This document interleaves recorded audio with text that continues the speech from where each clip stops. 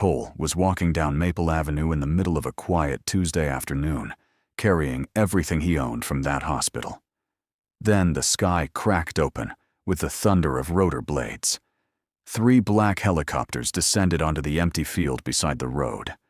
Men in tactical gear hit the ground running, and the first one to reach Adrian grabbed his arm and shouted, "Are you Dr. Cole? We need you right now!" Adrian had been a trauma surgeon for 16 years, and in that time, he had learned that hospitals run on 2 things: skill and nerve. Skill to do what textbooks said was impossible. Nerve to do it anyway, when the monitor was screaming and the room had gone quiet. He had both, and for a long time that was enough. Mercy General had been his hospital in every way that mattered, not because he owned it, but because he had bled for it, stayed late for it, and made decisions inside its walls that no committee would have approved and no administrator would have understood. He was not a complicated man. He had been married once, and that had ended, the way most things end, when one person gives everything to a job and the other person finally gets tired of waiting. No bitterness about it. Now just a clean, empty apartment on Fletcher Street and a habit of arriving at the hospital before sunrise because there was nothing at home worth staying for. His whole life had narrowed itself down to one corridor, one operating room. One simple rule. If a person was still breathing when they came through that door, his job was to make sure they kept breathing. Everything else was noise. For 16 years, that rule had been enough. Then Victoria Halstead arrived. She came in on a Monday morning in early spring, the kind of morning that still had a bite in the air, and by noon, she had already rearranged the executive floor and scheduled meetings with every department head. Adrian had his the following Thursday. He sat across from her in a glass-walled office that still smelled like fresh paint, and within 5 minutes, he understood exactly what kind of director she was going to be. She spoke in numbers. Reimbursement rates, average procedure costs, length of stay metrics, revenue per patient ratios. She had a way of delivering those numbers that made them sound like facts of nature, like gravity, like something no reasonable person would argue with. Adrian was not always a reasonable person. He asked her somewhere around the 15-minute mark what she planned to do about the trauma cases that didn't fit neatly into a reimbursement category. Complex polytrauma. Rare internal injuries. The kind of cases that cost 3 times the standard rate and took 10 times the surgical hours. Victoria looked at him across the desk with a calm that he would come to recognize as her default setting, and she told him that every case would be evaluated on a cost-benefit basis going forward. That pre-authorization would be required for high-risk, high-cost interventions, that the hospital had to operate as a sustainable institution. Adrian drove home that night with his hands tight on the steering wheel. Over the following months, the conflict between them became a slow-moving landslide. It never exploded all at once. It built in layers, a case refused here, a form denied there, a meeting where Adrian pushed back, and Victoria listened with perfect patience, and then did exactly what she had already decided to do. There was a 43-year-old man with a ruptured hepatic artery who needed emergency intervention that the system had flagged as non-standard. Adrian performed it anyway. Victoria called him in the next morning and told him that what he had done had bypassed every protocol she had put in place. He told her the man would have been dead by morning if he had waited for authorization. She told him that was not the point. He told her that, to him, it was the only point. That conversation became the template for every conversation that followed. The staff noticed. The nurses, the residents, the anesthesiologists, who had worked alongside Adrian for years. They all felt the line being drawn down the center of the hospital. On one side, the way things had always been done. On the other, the way Victoria Halstead needed them to be done. Some people crossed the line quietly and without fanfare because they had bills and contracts and futures to protect. Adrian didn't cross it. He stood exactly where he had always stood and dared the institution to move him. It moved him on a Tuesday in October. Victoria's assistant called him to the director's office at 2 in the afternoon. He went without asking why, because he already knew. He had known for weeks the way you know a storm is coming, because the air changes before the clouds do. The office was quiet when he arrived. Victoria was seated at her desk, and she had a single folder open in front of her, and she didn't offer him a seat right away. When she did, she began speaking in the same measured tone. She always used the tone that had no room in it for argument or appeal. She told him that after a full review of his conduct over the past several months, the hospital had made the decision to end his employment, effective immediately. She used the word conduct twice. She said that he had demonstrated a consistent pattern of disregarding institutional protocols, that he had created liability exposure on multiple occasions, and that the culture he embodied was fundamentally incompatible with the direction the hospital needed to go. She slid a document across the desk, a termination agreement already prepared with a line at the bottom, waiting for his signature. Adrian looked at the paper for a long moment. Then he looked at her. 16 years, he said. I understand this is difficult, Victoria replied. He didn't sign anything. He stood up, walked to his locker, packed the items from his desk into a cardboard box, a stethoscope, a worn copy of a surgical reference text he had carried since residency, a photograph from a departmental event 5 years ago, and he walked out through the main entrance without saying goodbye to anyone, because he didn't trust himself to say the right things. The afternoon was cold and clear. Maple Avenue ran alongside the hospital campus for about 3 blocks before it opened up into a wider road with a strip of empty field on the right side. Adrian walked it slowly, the box under one arm, not thinking about anything in particular, and thinking about everything at once. 16 years. He had made his first solo trauma repair in that building. He had pulled people back from the edge in that building. He had been more himself inside those walls than anywhere else in his life, and now he was carrying it all in a cardboard box under a pale October sky, heading nowhere. He heard the helicopters before he saw them. The sound came from the south, a deep rhythmic percussion that grew fast, too fast for anything civilian. He turned and looked up just as 3 black helicopters cleared the tree line and descended in tight formation onto the empty field beside the road. The rotor wash hit him like a wall, scattering leaves and flattening the dry grass in wide circles. He stepped back, automatically, instinct overriding confusion. Before the rotors had even fully slowed, doors were sliding open. Men in dark, tactical clothing hit the ground and moved with the kind of practiced efficiency that didn't belong in a Tuesday afternoon on a quiet street in this part of the city. One of them was already coming straight toward Adrian, covering the ground between them in long, deliberate strides. He was broad across the shoulders, maybe mid-40s, with close-cropped gray hair and the expression of someone who had not slept recently and was operating entirely on urgency. He reached Adrian and grabbed his arm, not roughly, but with zero ambiguity about who was in charge of the next 30 seconds. "Are you Dr. Adrian Cole?" the man asked. Adrian looked at the grip on his arm, then at the man's face. "I am." "Marcus Webb," the man said, as if that explained anything. "I work for Garrison Blake." You know the name. Adrian knew the name. Everyone in the state knew the name.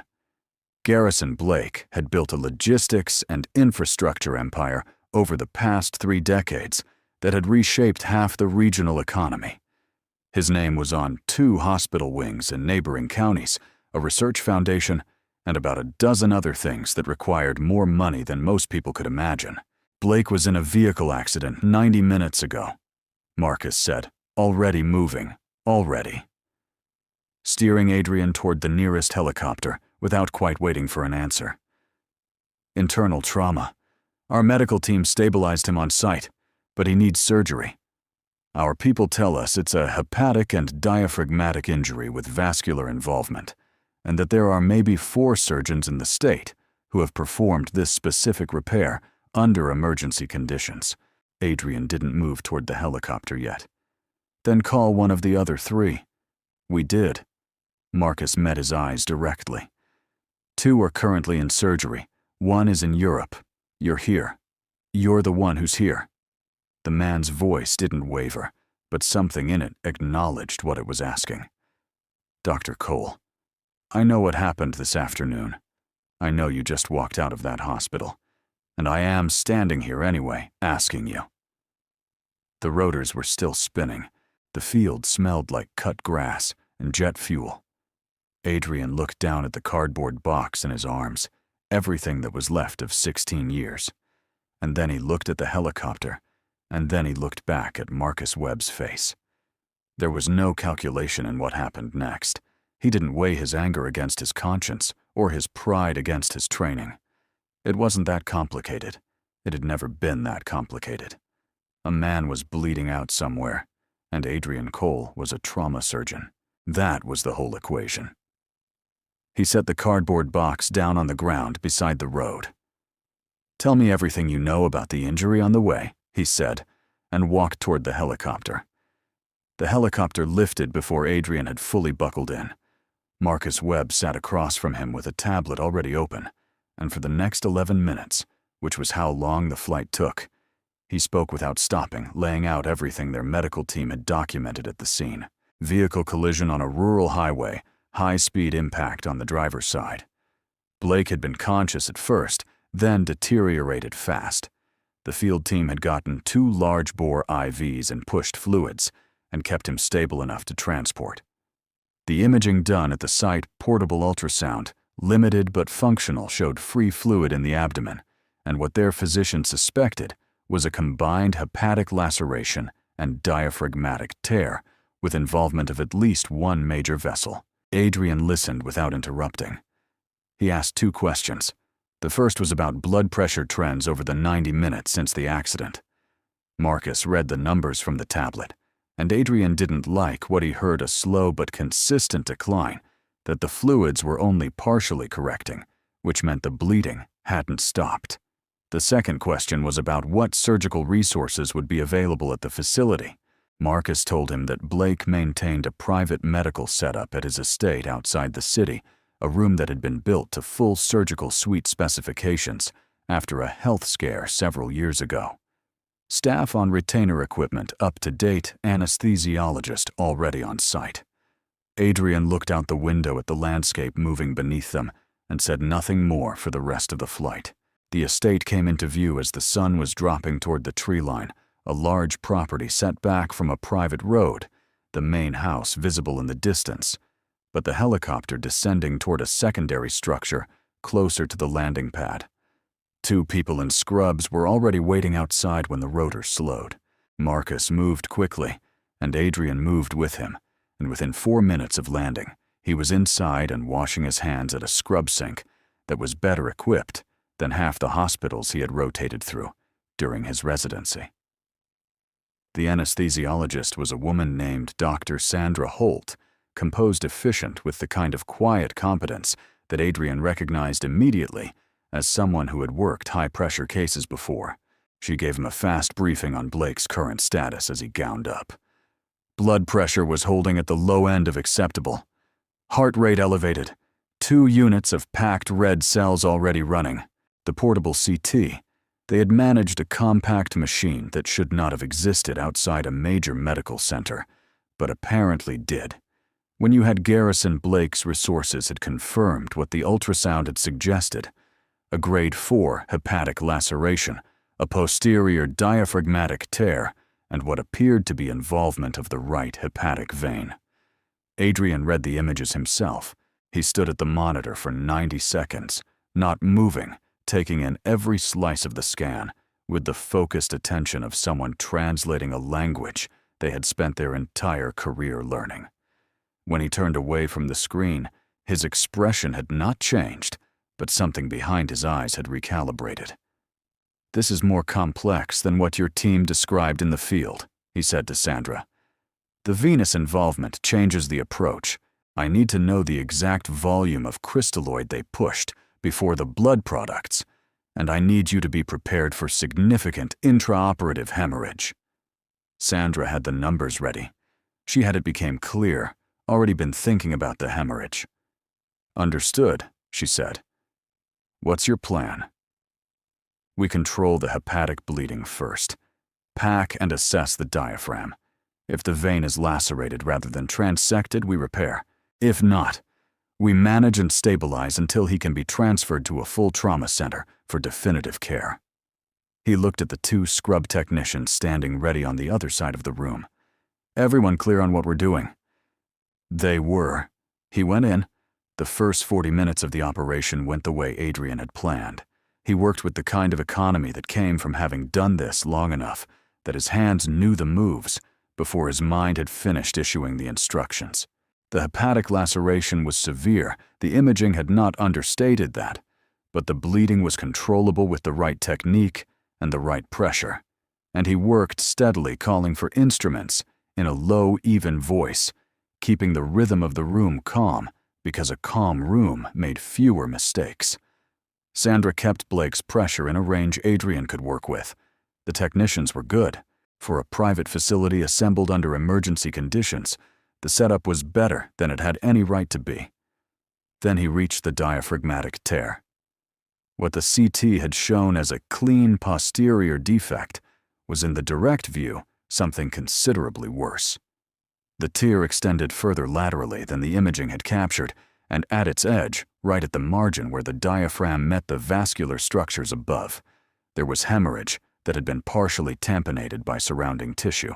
The moment Adrian's instrument disturbed that margin, the tamponade released. "Pressure drop," Sandra said, her voice controlled but immediate. "Systolic falling. 88. Adrian did not look up.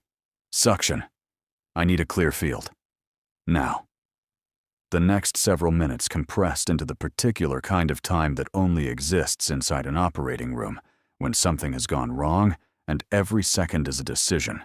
The bleeding was significant, not catastrophic, yet but moving in that direction with purpose.